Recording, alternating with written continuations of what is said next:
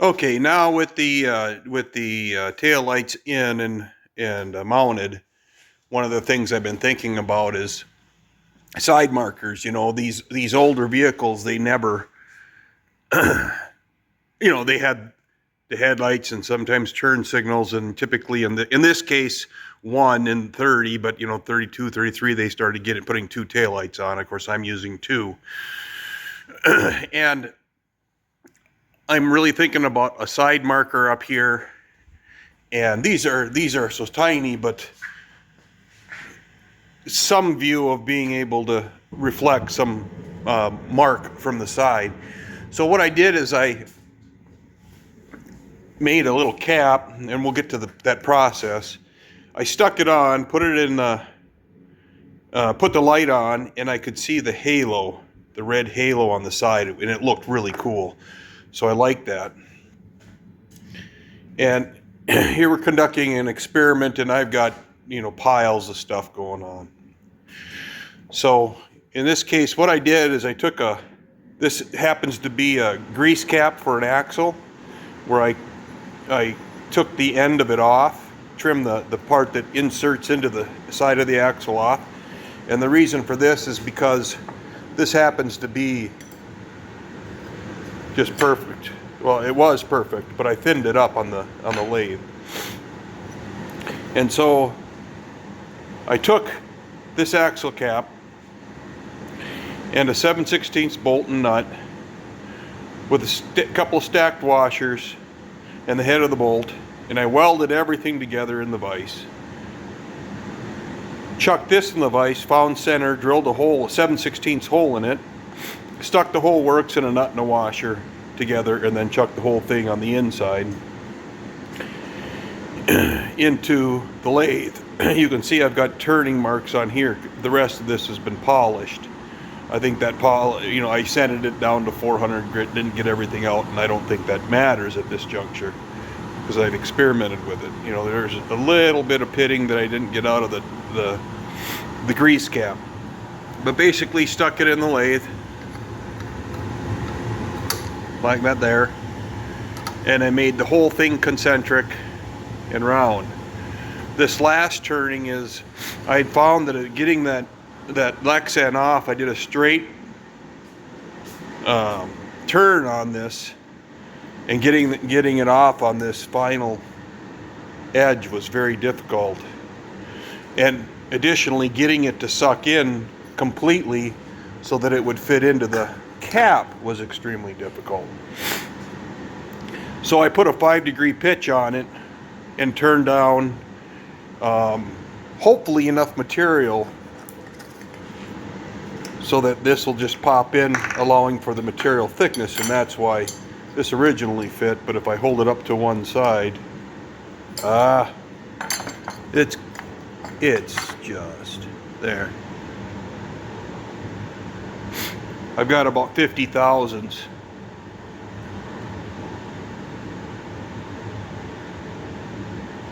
I'm using 60 thou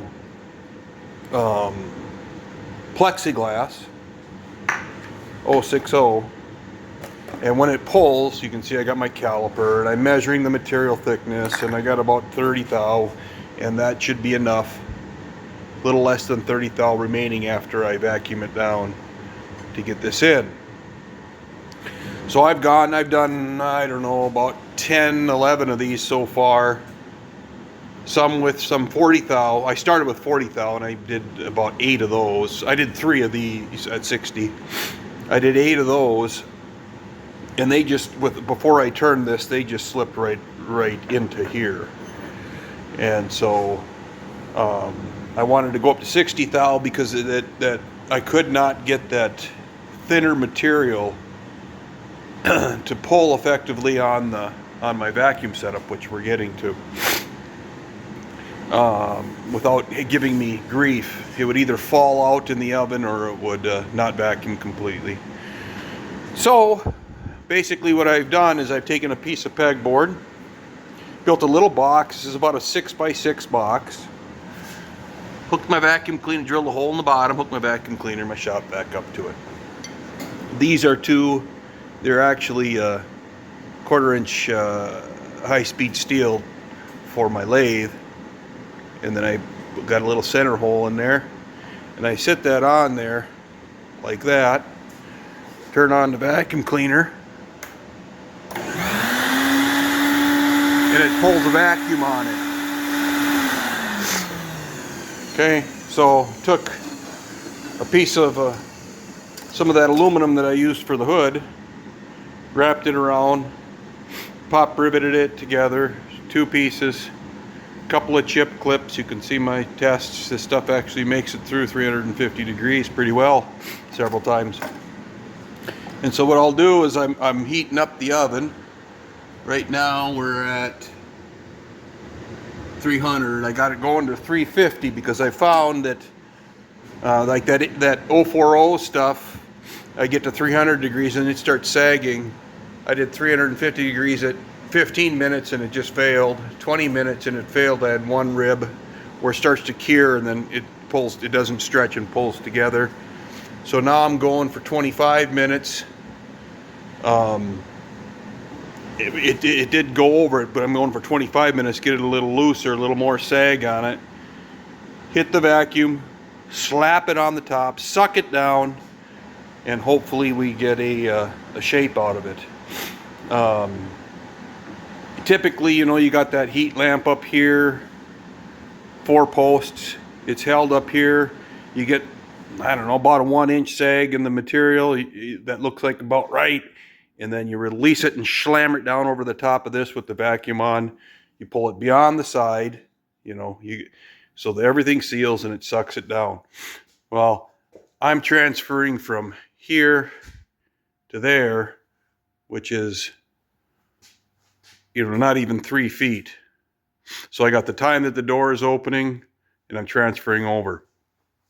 I did try doing some with putting it in, and you have to preheat the oven because the localized heat will just give it grief. Now this oven runs on a fan, a circulating fan, when the door is closed, and the burner's on the bottom. It circulates from the bottom to the top in a constant fashion. So you're still going to have a concentration of heat down on the bottom, and even on a bake cycle, it cycles the broil and the bake to get your temp up. So what I'm doing is going to run it up to temp and then toss that thing in there when it's at 350 and then go to town on it. You don't want it heating because all that, you'll have whatever heat that burner's putting off until that environment completely gets up there, and it does not evenly distribute until you're, you know, in the zip code of that temperature you need to be at. So we're going to pull one of these, and or 2 or 3. My sheet gives me 3 total on the 24-inch width. This is outside diameter 7 by 7. It's a 1/2 inch wide, so it just, you know. So this is probably closer to 5 by 5. I don't remember. It fits this on there. So, give her a try. Well, just getting into it, it looks like when I went to 350, I got a piece that had small ribs on the side, and then of course it bunches up. I got my diameter dialed in. It releases just fine. But I decided I'd go up. So I went, I increased time, and then eventually increased temp. And this is the last one at 370, ribs all the way up.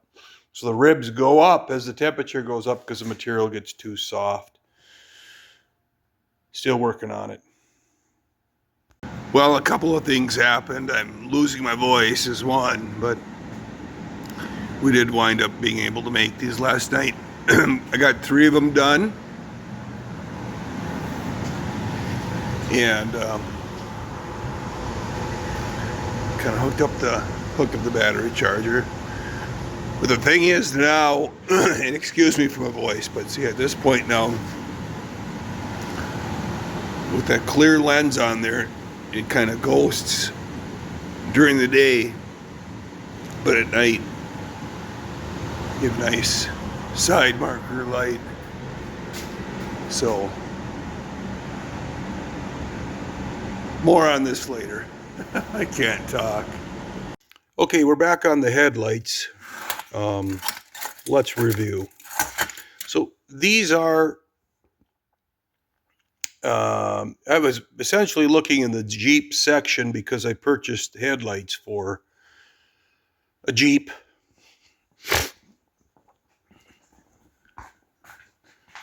They're called Angel Eyes, but they come with the halo and an amber turn signal light along with high and low beam, of course, and a kind of a neat startup. HW Star, Amazon connectors. They come with a converter clip or a converter to a modern H3 style. In any event, those headlights are the headlights. They don't, when they're finally assembled, they aren't going to have the plastic on them. That's probably a statement to the obvious, but in the event that you're wondering, I'm leaving the plastic on for now. So I bought the mounting rings that I believe are for a Jeep. I didn't specifically look for that, but they're keyed. You know, there's a standard on headlights, but they're keyed on the backside with these 3 flat areas, and those key into the mounting base right here, into those areas. There is a top, and I believe I identified right there. So, oh, and they're symmetrical. Okay, one is not a mirror of the other. Okay, I mean, that's probably important to note. And so in the large hole, this came with that assembly that I TIG welded in. You know, cut that off of the headlight, the old style, and just welded that into the ring, leaving the trim cover intact with this new piece. Okay, in here,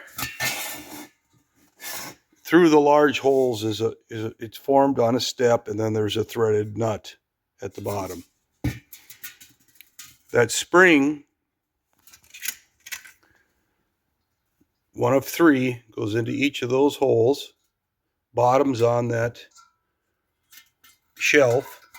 Okay, sits there. It's about bottomed right there.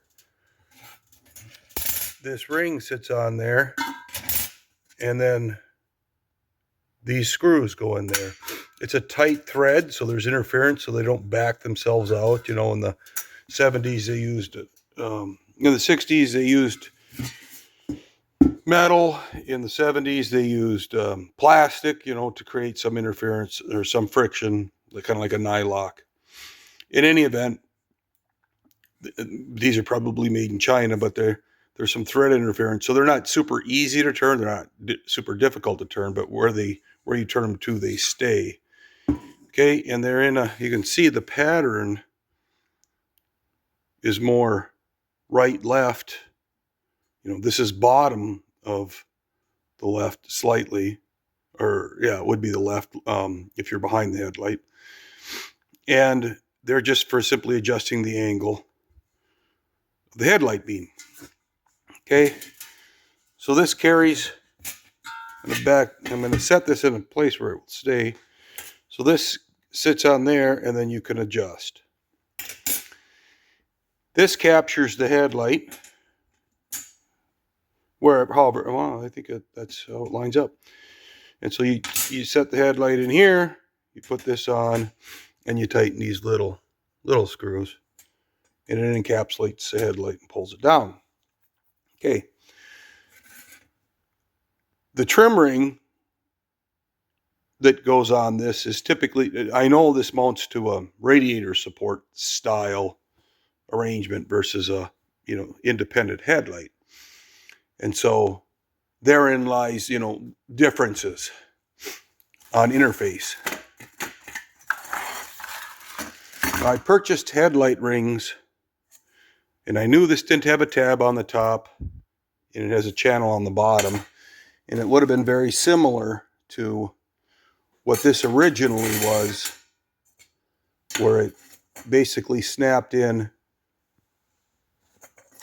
and then one of these, probably that one, was the threaded hole, right? And then it captured it because you would be behind at a point in the headlight. You would be behind. Of course, I trimmed it all off, but you would be behind the sheet metal, and that would capture it. Okay, kind of snap it in, kind of an arrangement.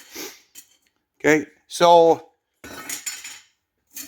I'm good. I left these on here in the event that I could just simply weld the tab on to there. But as it turns out, and to my liking, the outer diameter of this is approximately 1/8 of an inch wider than the outer diameter of this. So roughly 1/16 of an inch of this band sits on the outside of the headlight.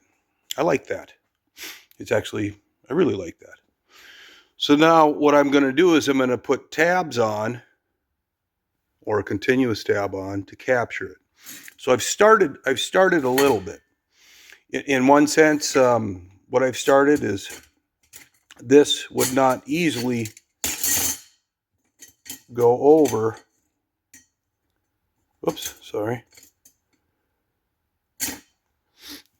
There were points on it where I could not fully get this into this ring. So I had to trim. I have not trimmed that one. I have trimmed that one. So if I set them on the table, grab that same location,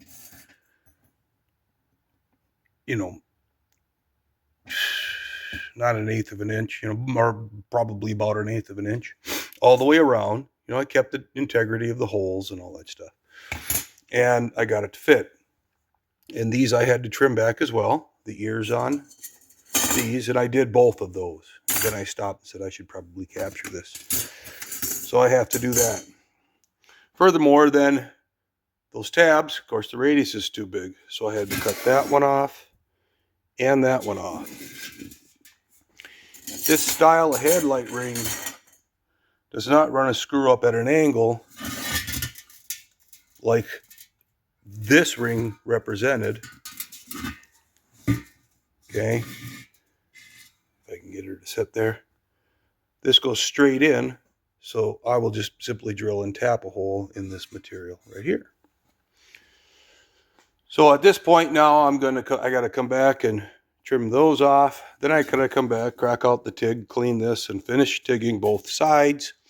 And then I've got to identify a method of securing the trim ring. And probably because it's there, I'll take 3 positions, a third there. If that's not enough, then I'll have to do more. But, judging from this original one, and I've actually taken this style out, this pretty common 1960s truck or heavy truck, Mack truck or whatever, or Freightliner, where there was a tab that went in and then you swung it down and one there. But they were about an 8.5 inch diameter, and I believe that's probably what this whole arrangement was for, versus an 8 inch diameter, which is what this headlight is. So on a 7 inch light. So I am going to go ahead and dress that ring, cut those off, TIG weld those, and come up with a plan for mounting those. All right, I got a little carried away. I started bending and fabricating, and I tried to make pieces that would sit inside and grab the edge of the ring. I don't know where those are at right now. Right there. And I was overthinking it because that's 3/16. Okay, the thickness of that bead. And these pieces, let's see here, where's the top? They got to go on like that. Now the The spring, even if I bottomed the spring out, I still am not going to hit these. And so I considered many different things, but if they're 3/16, Fred, grab some 7-gauge material. So you can see the plugs. I just plug welded them to this flange so I didn't build up a pile of heat, right? And now I'm going to just take some just 18 gauge and I'll blow those out to the inner diameter. Let's see, these will go like this. The bottom, I still got to make the bracket for the bottom. Turn this. Okay, so I'll get over the, I'll get over the bead and just to the point of touching the ring. So now this guy will just slip on like that. You know, you'll pull it on, flop it over, and he'll be seated. So that's the plan. Everything will bolt up. There will be no interference, and we'll keep the progress going. You know, and I do get comments about, you know, more action, less words. And I know I'm showing you what I've done, and I try to set the tripod up and do that. It's just me, and I'm trying to accomplish as much as I can in a short time period between other jobs. So I apologize, but most of my videos are the results and what I did to get there versus watching me get to there. I'm working on it though. I got ideas and I'm working on it. But that's where I'm at this point, and it's going very, very well. Okay, so I made this little ferrule. Had to put a little bit of a kink in him. Then I just welded a 832 on the bottom. And then I made these 2 flags. And those 2 flags, I just welded this, go up here and right here to hold the top of the ring. And that ferrule, or that weld nut, is on the bottom. And I still have that one to do. So now the ring, I don't have, of course, the headlight, but I don't have the headlight ring in either. You know, he sits on there like that. Maybe I should just leave him set on there. And then this hooks over the top like that. I don't know if I can do this with 2 hands.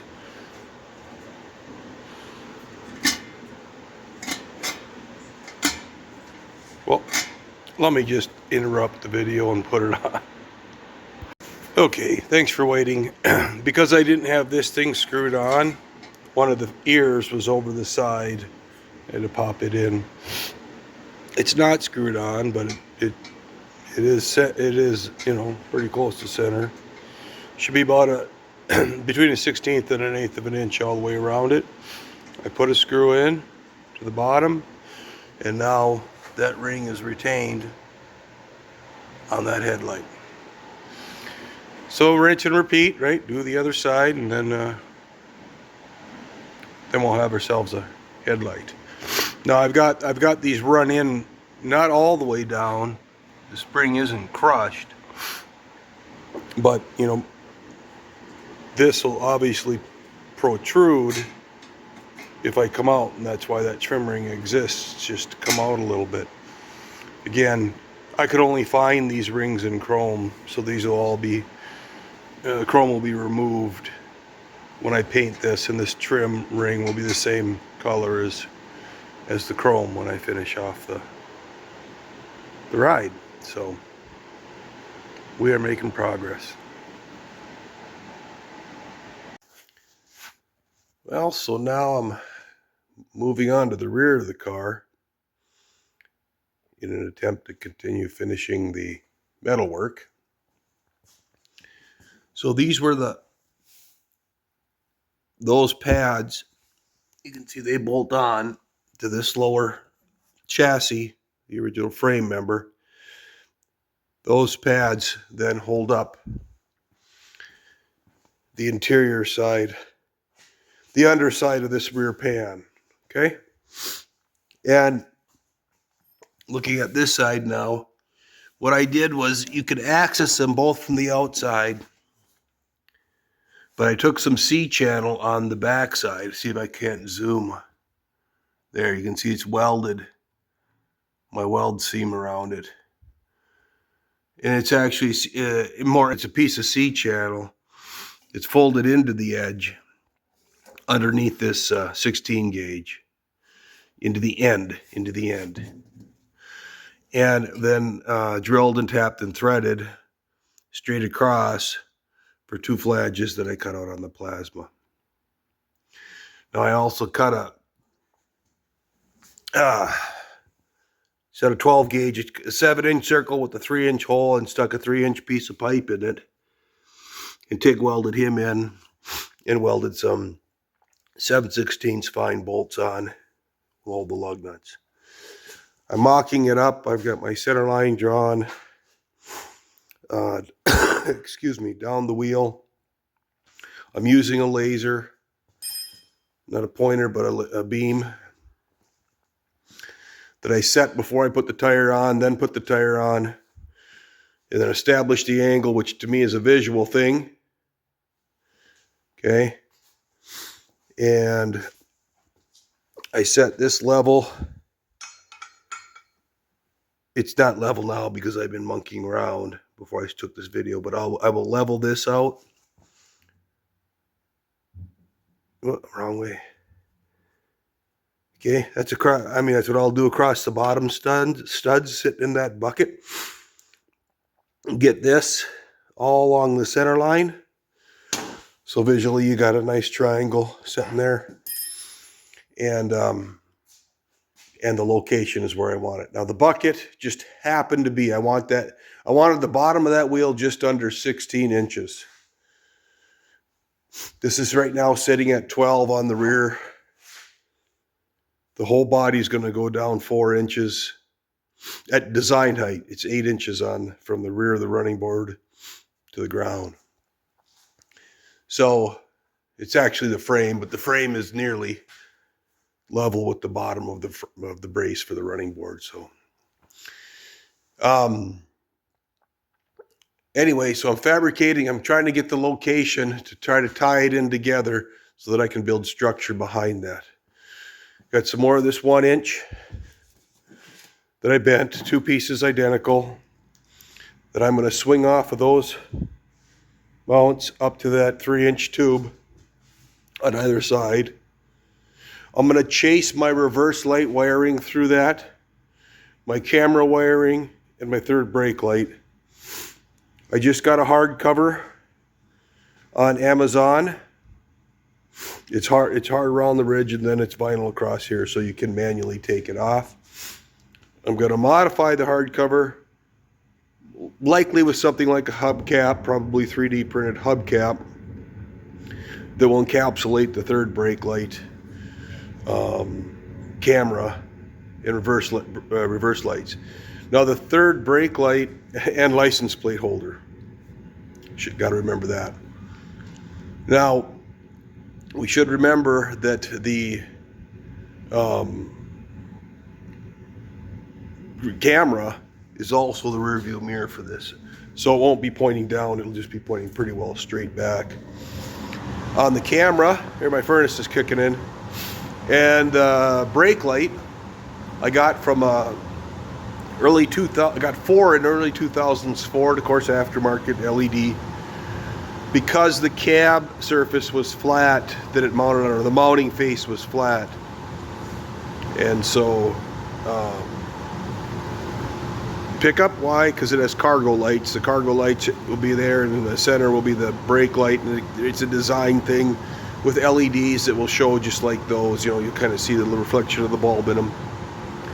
Super bright. So those will sit in the center. So that is what I'm doing, and I can see I'm about 1 inch that way from kicking that thing around yesterday. Anyway, I'm just getting back into the shop, goofing around, trying to get this part of it done. We'll go over and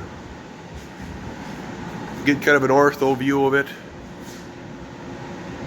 That's what it'll look like. Oh, I stuck my wife's 20s back in here. I did this in one view, but I'm trying to establish a maximum tire width and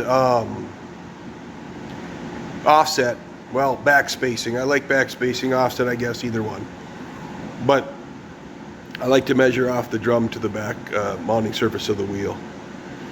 Anyway, those are 255 40s. What do we got here? These are, oh, come on, right there. 245 45 20s. So 245 is 10 inches, right? 245 millimeters is 10 inches, 24.5 centimeters. And I was playing with them like that, moving them in and out, trying to establish clearance. That tire will fit. 255 will fit. 255 will fit. That's 10 in a quarter-ish on the actual tire. Okay, and what I'm trying to do at this point now, I've calculated my offset on a 9-inch rim, and then I can, go backwards there to an 8, to a 7, whatever. And then I leave that in there until I decide that I don't like the size of those tires in that rim. Because when that comes down 4 inches, you won't even see the tire in the top. Is that a good thing? You see the rim, makes it visually lower. Still playing with that. Now on the front, I'm sending the tire in to what some call positive offset or additional back spacing past the center. And because I want the front rim to look like a front rim and the rear rim to look like a deep dish, I specifically, from the very beginning, did it that way. Actually, that one I did to, I tried to establish zero offset. It's a 1/2 inch wider on each side than the completion. But there was some, I didn't have the fenders. Remember, this was a 30, these are 33 fenders. And the grill and how things came together, because everything's different on a 33 from the fender up. The hood, the cowl, the frame is different. So, but I like the look. I don't know if a 245 in the front is the way to go. Kind of looks cool, but it gives me something to walk by, visualize, think about, so on and so forth for now. I don't think I'm gonna do 20, so. For the spare, it's definitely just going to be like a 220, 215, 220 on a 15-inch rim and covered. So, continuing right along. Okay, let's review. There's the bucket. There's the tire. My mock-up involved finding the location of it. Remember the 16-inch deal and getting off the ground. That bucket became the opportunity. And then I placed the tire at the angle using the 2x4. I wanted it 1.5 inches away. It's 1 1/4 inch away from that finished when that panel is on. And I could tell that by laying a 1-inch level, this level across from the high side of this to this side. That sheet metal goes in here to this, and then measuring the additional distance on the other side. When it was mocked up, I determined that it was between 73 and 74. I settled on 74. Measured angle on this. Tilt in, I didn't cross my T, but tilt in at the top. It's 25.5 inches at the ground on the rear of the 3-inch tube. And that's the bottom, 25.5 inches off the ground. And it's 12.25 inches out from the lower body molding. And that was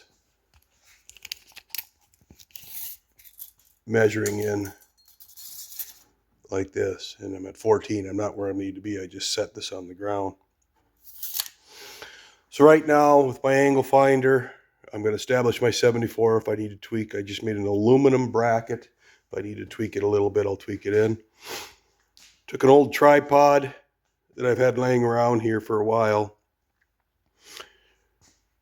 Using a square piece of aluminum, and using a square, I identified the center line, those two holes relative to the center line, and that hole to screw down into the tripod. So now I effectively will position this in, I can raise it up and down to establish my 25 inches, which it's too high right now for a reason, because I'm all the way up on the extension. So I'll come down to that. I'll position it. I'll lay a straight edge across here and clock it properly with the body. And then I can begin welding my sections on, tack welding my sections on to establish its location. I could test fit the spare on it then. So the plan is to come up with the curved tubing, come up, I don't remember what it is, I think it's 4 inches, do that radius, tie into there, same thing, about the midpoint of that 3-inch tube, and then I'll do one bottom on the center coming up, so it'll be a tripod, if you will. On the bottom one, then, there'll be a hole in that tubing and a hole in the side of the tubing so that I can route my wiring for my camera, my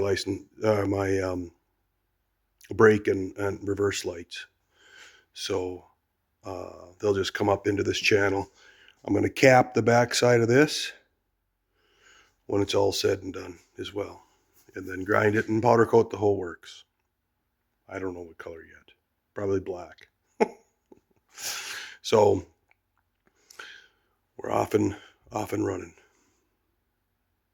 Okay, so I've got the rear apron put back on. I identified, let me grab this template. So I made a template for both right and left that I could identify the hole location on relative to a touch point in the back. And then I marked the holes. Okay, I made that before I put the apron on and marked the holes. You can see here that, hey, wait a minute, Fred, those one set of holes is higher than the other. And although that is true, that location references that, a point here and the same point over here. So it's symmetrical with the body. They are so close relative to the bead line on either side. Visually, they're centered. So I'm content. I'm happy with it. It's a 1920 or 1930. There ain't nothing. Totally perfectly straight. Then I ran my laser again, another check now with the pan on. It marked the center line of the pan. And at this point now I'm trying to identify where I want to put the third leg.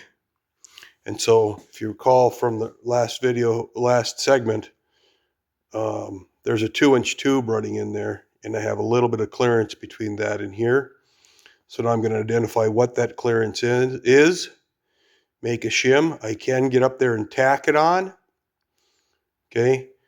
And then I will mark and locate my holes for this mount, blow out my flange on the plasma, clean that up, and identify how this goes in. That originally I was thinking of different ways of doing this, but that's gonna, because there's a space there, I've just got material thickness on these, and this one I don't just have material thickness, so I have to get that bottom bracket in first. Then I can pull the pan off. The material thickness isn't gonna, my holes aren't gonna be so tight that the thickness of 18 gauge, is gonna, 50 thousandths is gonna knock me out. So I'm gonna go ahead and get that piece completed now. The plan is to get this shape so I don't deform this sheet metal, get this shape.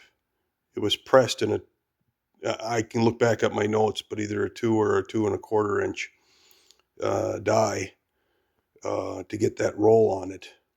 But I can find that pretty simply by getting inside and measuring it. But at this point, I'm just trying to identify the distance. So I'll just get under there and stick pieces of shim in there, until I get it, until I know what it is. Okay, so I got all 3 brackets on. So again, did a cardboard cutout, marked those holes. In this case, I mounted it up in with the drill and just sighted it until I scratched down on the bottom. And then I built the piece, which we'll look at later, but I found that a flange nut, one of these,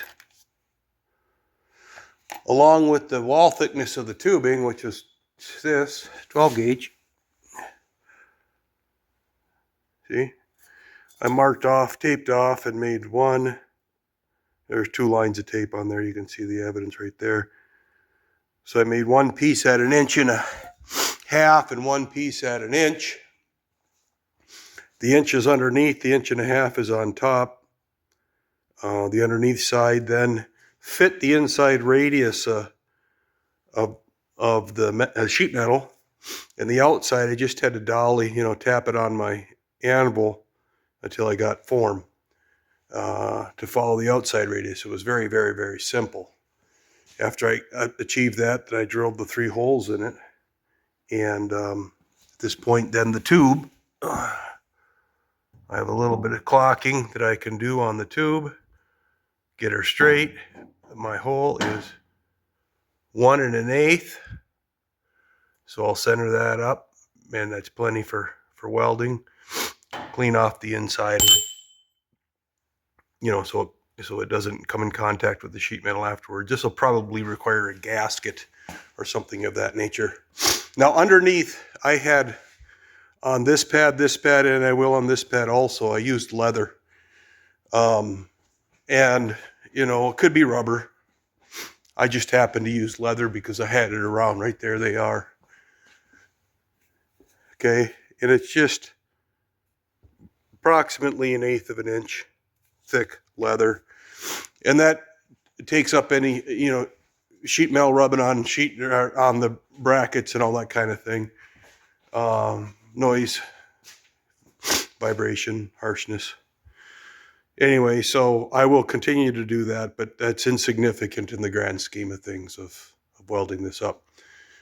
I'm gonna go over the top of the beads, so I'm gonna jump on the plasma and cut out these 2 shapes, and then put a slot in them, wide enough, because there's a minor adjustment on this that I'll want to take advantage of. These are 7/16 holes on a 3/8 bolt on both sides, so I can take advantage of that to establish a visual representation. One could say, hey, just put washers underneath, but I want to finish it off. And washers might be fine, but I'm concerned about putting the load on the center here. It's just eventually going to bend down anyway. So, coming right along. I should note, just thought of this, when you eyeball, so again, this was laying on here. The space is 1/2 inch between the bottom side of this and the tube. How I achieved that was basically just took my caliper and measured the material thickness, with the powder coating and everything on it, powder coating with the epoxy primer and everything on it. So I had my material thickness, many of you probably know this, but let's just say it was that.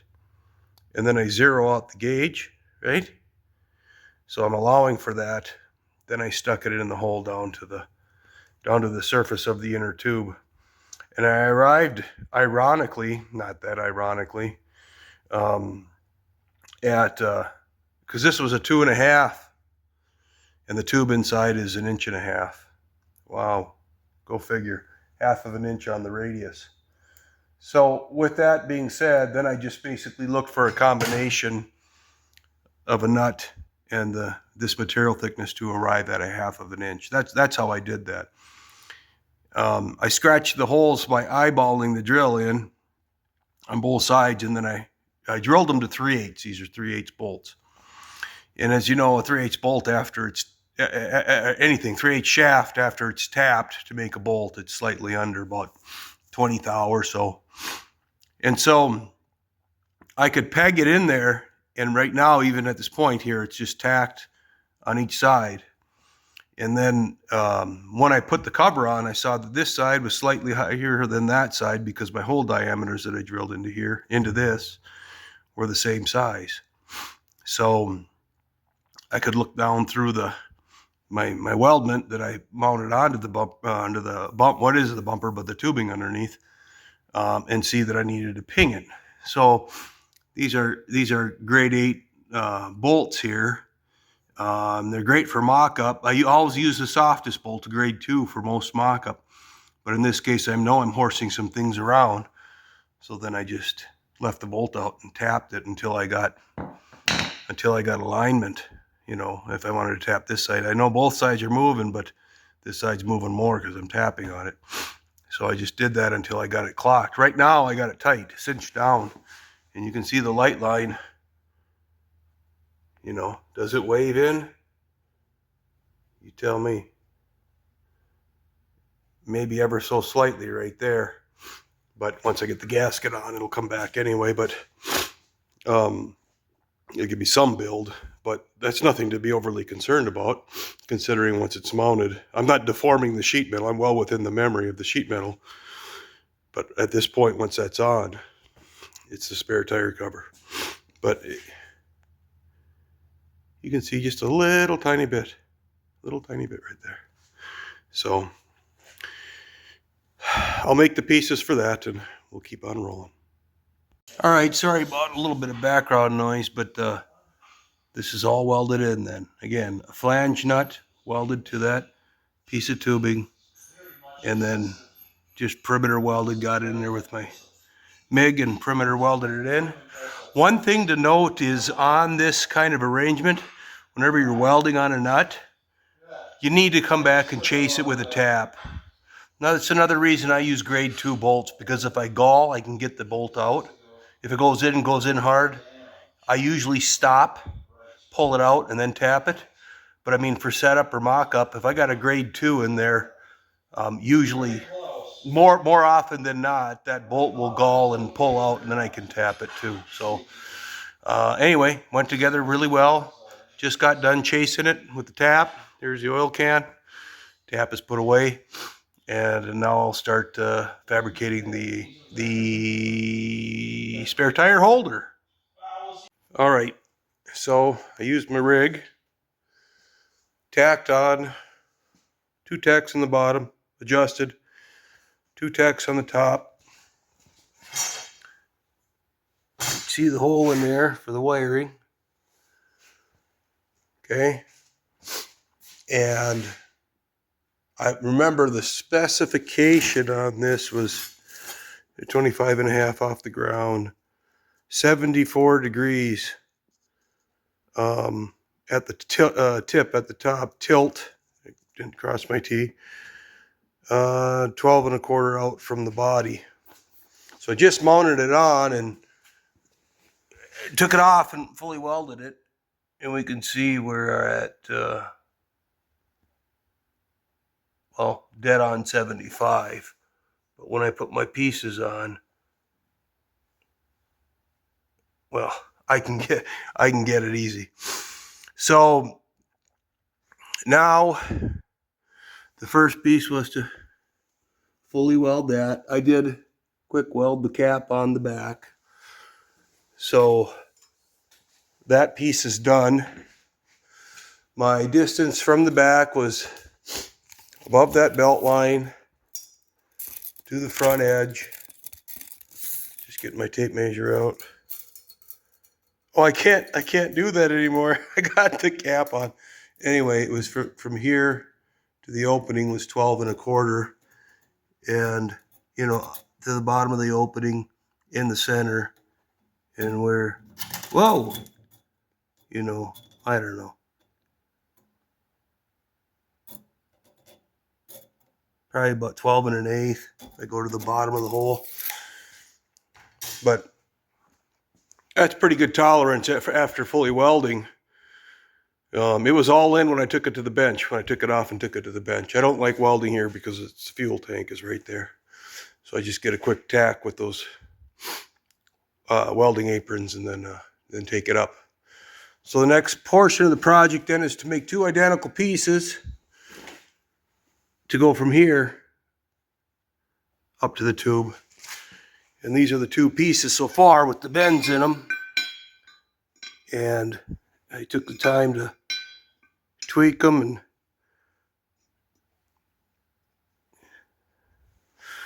they're not the same length or anything, but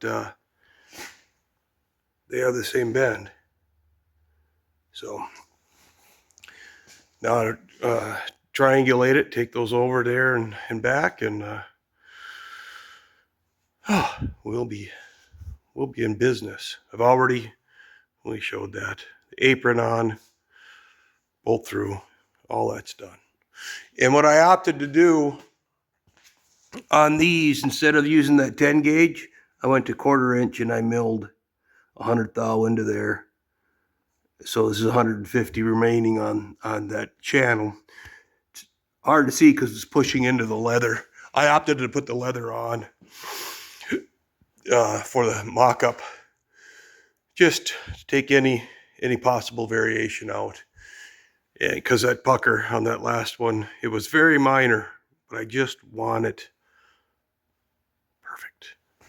Anyway, keep it on.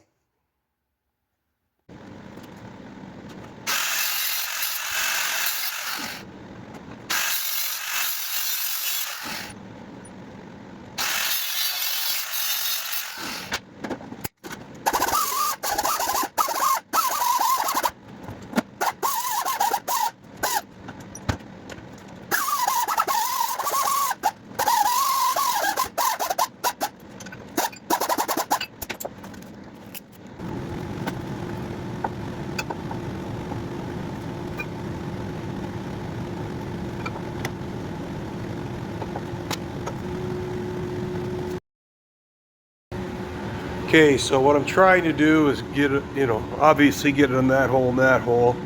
Get away from the tire, right? Because the tire is going to overlap.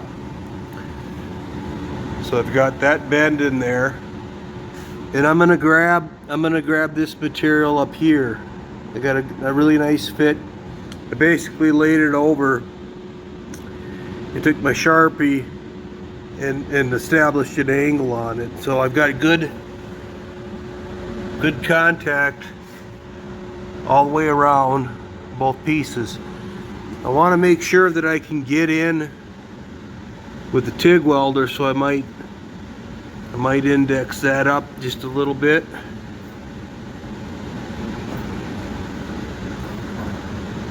And out. That's a little too high. Got to have some shelf on there. So now got a little bit of gap here, so then I'll mark that and try to clock it a little bit so that I can get in and weld all the way around it. Now I've got enough room to get into that side. So the trick now is for me to copy that in a mirror to the other side, so that it looks like it's supposed to look. But the nice thing about taking the time to geek and geek until these are identical isn't that I don't even know what that bend is. I know that I'm going to clear the tire though. I tested it on a mock-up, but the thing and got a shape, but I went a little tighter. Unbend. Taking a bend and working it back is much harder than just adding more bend. So, and hey, this is a one-off anyway. So the point that I'm trying to make is that with an identical bend, it's very easy to do a mirror image. You just lay it on top on one side, do your markings, flip both pieces overlaid on the other side, do your markings, and you can get very, very, very close. Near identical. So, and certainly enough for weld. So I'm going to go ahead and trim that a little because I like the way that fits. I'm going to get the other one right onto that side, you know, roughly 1/4 of an inch in from this edge, and get the mock-up, get you back on here. Okay, get yourself some good light. And I just eyeballed this down, getting straight above it.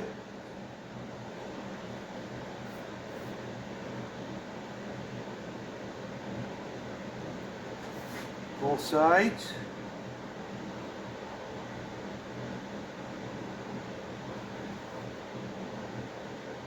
Okay. Got my magnets on. Pull my magnets. Come on. Flip my pieces over.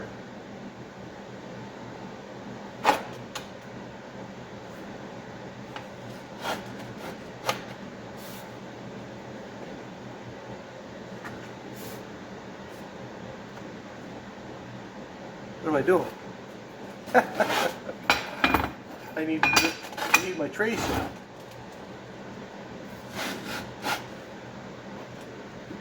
I know I'm pretty close to the end there. Okay. That lines up with the remnants of my line.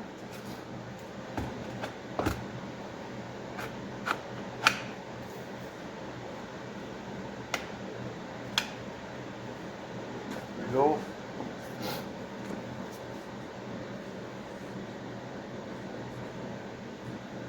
You want to get a Sharpie that you can get right into the corner on. This one's a pretty new one.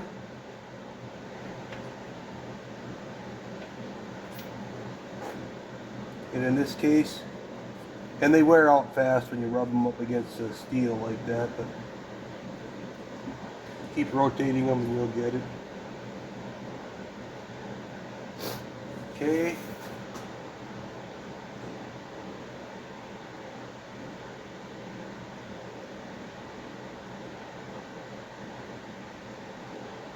And I just sight straight down so that I can see my black line all the way around the piece.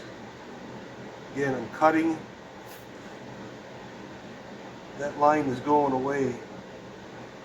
This method seems to have proven itself pretty reliable.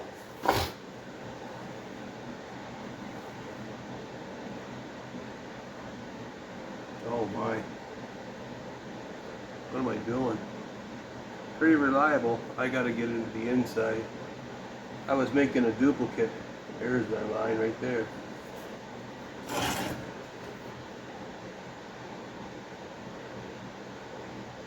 Those inside ones are a little more difficult because you can't get right in there. But I know my tracing on the outside is following that because I left my marks on the side. So now, this is a mistake. This is my cut. And I can clean it up. I always try to be conservative.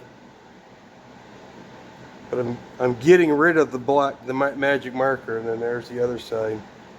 It just misses the top. So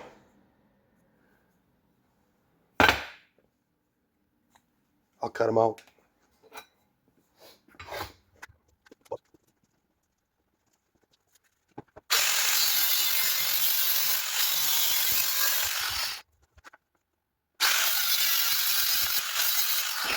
I can see.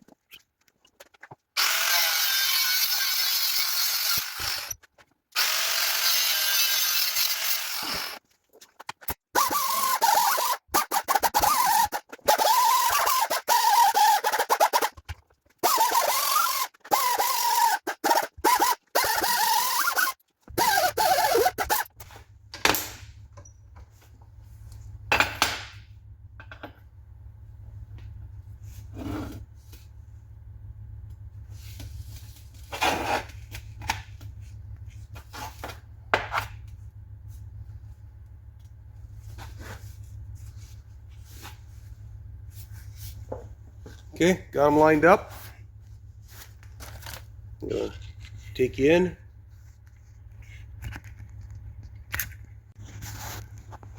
I think my battery's going dead. So there's it, that surface.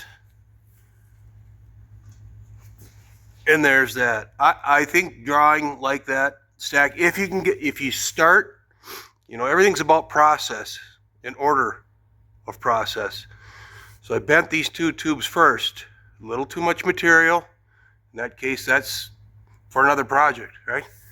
So now I've got identical pieces. The key from here is, of course, that my sides are the same. And they should be, because I measured all the way through. Almost done welding it up. Just got the insides of both sides to do. Just laid it up so that I can get my hand on the bench and finish that. And those are done. Hanging it up for the night. Well, there we go. There we have it. It fits really well. It mounts up well. Now the wiring will come through here. It's going to have a hard cover on it, and I'll have like a hubcap that will pop off or in. I'm trying to decide I think the wheel cover probably should go on over the hubcap with a cutout, and the third brake light, the camera, the license plate will all hang on there. Probably have to remove the license plate. Don't know yet. We'll just keep that in mind. But then I pulled the wiring back down. I will pull the wiring back down. It'll come underneath that bottom bracket because I got that 1/2-inch space. So it'll be underneath the apron. I'm going to run the camera lead. Of course, this is the camera. And we'll have to integrate that a little better into a 3D plastic. And that has a dedicated wire that goes all the way up to the NAV, audio video, or a video wire, line in wire, whatever. Goes all the way back. It's got its reverse trigger light. The reverse lights will be in there.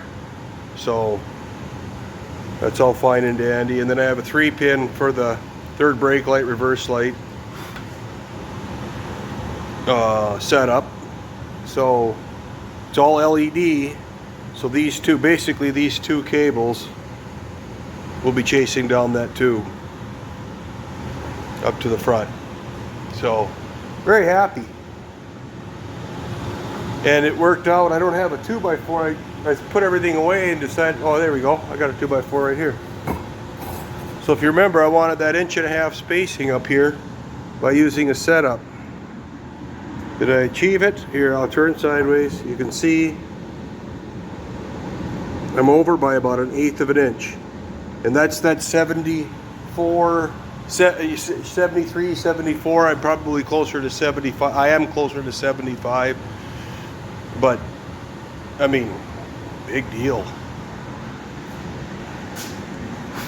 Using that mock-up to set it up, it really worked well.